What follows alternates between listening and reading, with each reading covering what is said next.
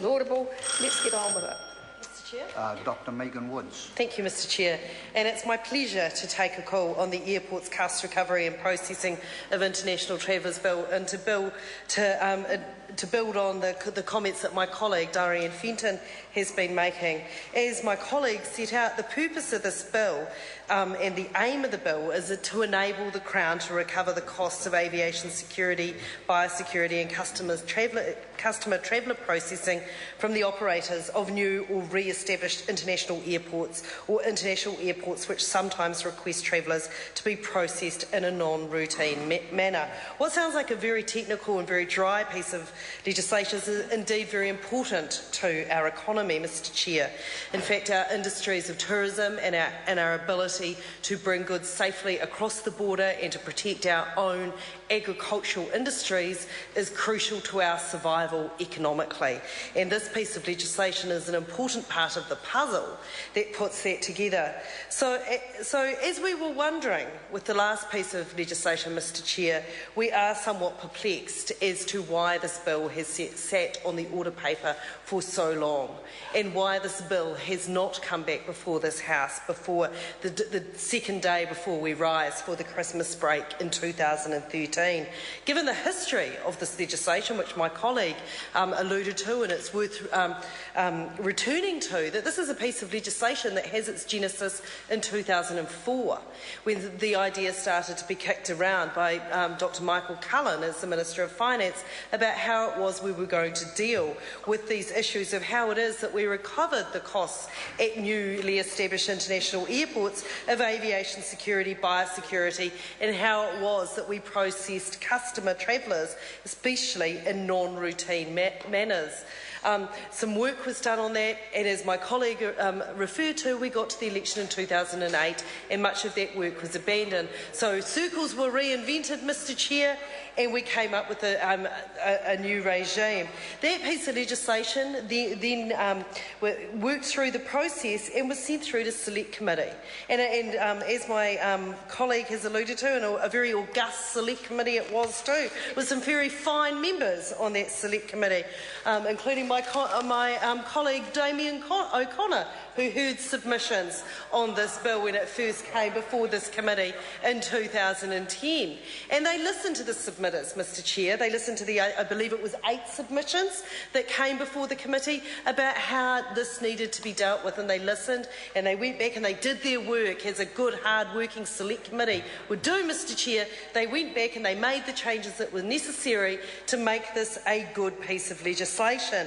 But was this bill rushed back to the House? Was it something that was brought back from by a Minister of Agriculture keen to get on with the job of making sure that we had the way in which we dealt with our borders securely sewn up? No, Mr. Chair, unfortunately was not the case. Like many other pieces of legislation, this has languished on the order paper by a government that seems to let a lot of things languish on the order paper and not come before the House in a timely manner.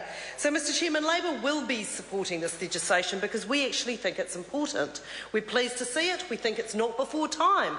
We would like to have seen it earlier. And I'm sure my colleague Damien O'Connor, who worked so hard on this piece of legislation, indeed would like to have seen this legislation come back to the House.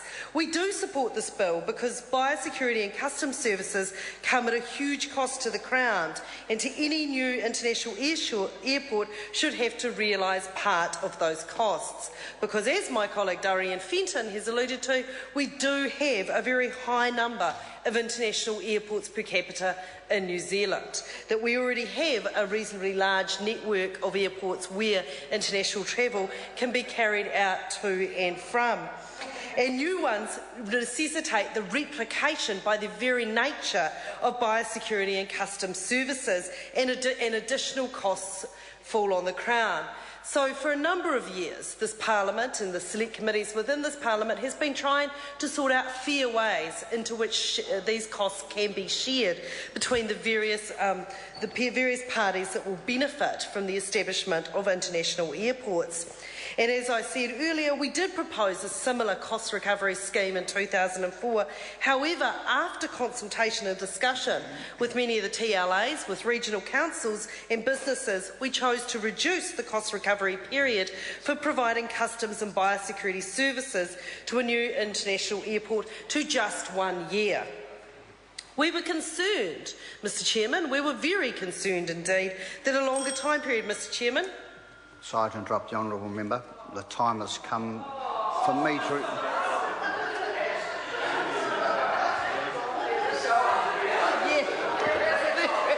Order. Order. You can be first up next year. The time has come for me to report progress.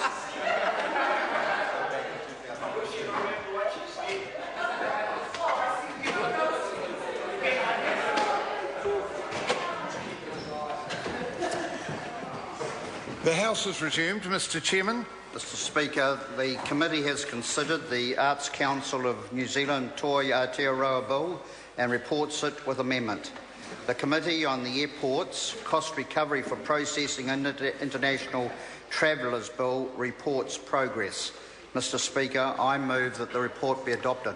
The question is that the report be adopted. Those of that opinion will say aye. Contrary, no. The ayes have it.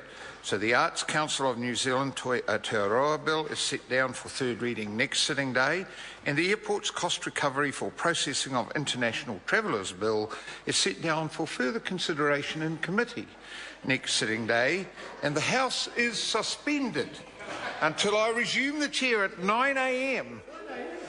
tomorrow for the extended sitting. Good evening, everybody.